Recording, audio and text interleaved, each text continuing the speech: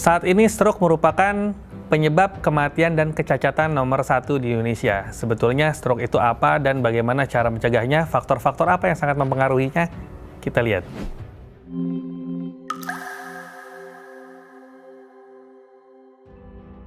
Stroke itu adalah suatu keadaan sindroma klinis di mana terjadi gangguan aliran darah di otak. Bisa terjadi karena sumbatan atau terjadi karena perdarahan yang memberikan gejala tergantung dari daerah otak yang terkena.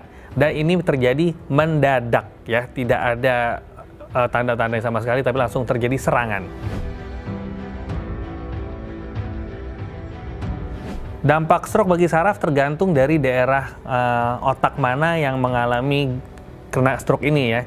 Apabila terkena daerah motorik maka terjadi kelumpuhan. Kalau ternyata kena gangguan daerah sensorik terjadi gangguan rasa, kebas, kesemutan, baal, bahkan sakit spontan. Apabila terkena gangguan memori bisa terjadi lupa mendadak. Apabila ternyata kena gangguan saraf bicara jadi cadel, jadi pelo, dan banyak tergantung area otak mana yang kena. Jadi faktor resiko stroke ini dibagi menjadi dua. Yang pertama adalah faktor resiko yang tidak bisa dimodifikasi. Misalnya yang pertama adalah faktor genetik. Ada riwayat dari keluarga, ya, entah orang tua, entah kakek, nenek, om, tante yang mengalami stroke, maka kemungkinan mengalami stroke lebih besar dibandingkan orang yang tidak memiliki resiko keluarga ini. Yang kedua adalah usia. Seiring bertambahnya usia, maka kemungkinan terjadinya stroke lebih besar dibanding usia yang lebih muda. Yang ketiga adalah jenis kelamin. Jenis kelamin laki-laki lebih besar kemungkinan kena stroke pada usia produktif dibandingkan yang perempuan. Kemudian yang keempat adalah orang yang pernah kena stroke sebelumnya akan lebih besar kemungkinan kena stroke berikutnya. Ini adalah yang tidak bisa dimodifikasi. Kemudian yang bisa dimodifikasi ini jauh lebih banyak, ya. Yang pertama misalnya orang dengan hipertensi, ya bisa diobatin. Orang dengan diabetes mellitus bisa dikontrol. Orang dengan kolesterol tinggi ya bisa dicegah. Orang dengan merokok, minum minuman alkohol, kemudian kekentalan darah, banyak sekali dari gaya hidup yang bisa dicegah untuk menghindari terjadinya stroke sebetulnya.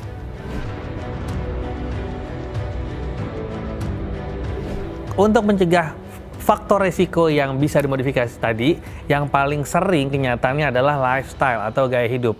Gaya hidup sini paling sering akibatnya karena pola makan.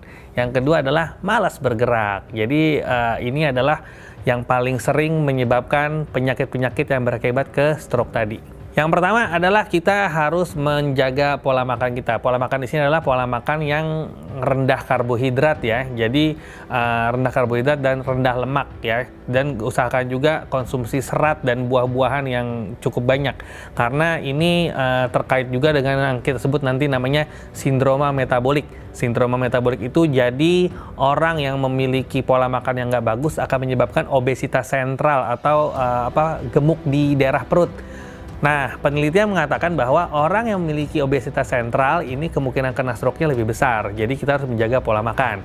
Kemudian, apabila makanan sudah dikonsumsi, maka makanan itu benar-benar memang harus digunakan dan kalori yang berlebih harus dibakar. Jadi, jangan sampai terjadi penumpukan kalori. Caranya dengan olahraga, gerak, ya. Jadi jangan kita nggak mau gerak atau nggak mau olahraga. Jangan beralasan kita nggak mau olahraga karena nggak sempat gitu, ya.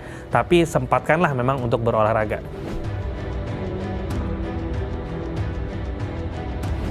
Orang yang memiliki kolesterol tinggi itu rawan terkena stroke, tapi bukan kolesterol yang mendadak, ya. Jadi kolesterol ini terjadi karena penumpukan, akumulasi.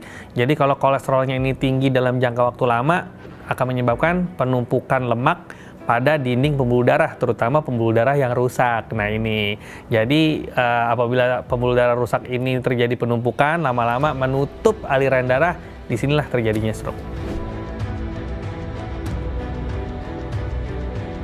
Makanan yang harus dihindari untuk mencegah resiko stroke yang pertama adalah makanan yang mengandung kadar garam tinggi, ya.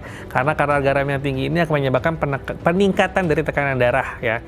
Kadar garam tinggi ini sering terdapat pada makanan-makanan cepat saji, makanan-makanan berpengawet, ya. Jadi ya hati-hati, meskipun rasanya tidak asin tapi memiliki kadar garam atau natrium yang tinggi. Kemudian yang kedua adalah makanan-makanan yang tinggi lemak. ya, tinggi lemak ya. Tinggi lemak di sini misalnya makanan-makanan yang misalnya mengandung santan segala macam itu bisa menyebabkan kadar kolesterol yang meningkat. Tapi tentunya kadar kolesterol yang meningkat saja tidak cukup untuk menyebabkan stroke secara langsung, tapi harus dalam jangka waktu lama dan terjadi kerusakan pembuluh darah karena ada penyebab lainnya. Apabila seorang mengalami serangan stroke, maka ada beberapa tanda yang dirasakannya. Ya.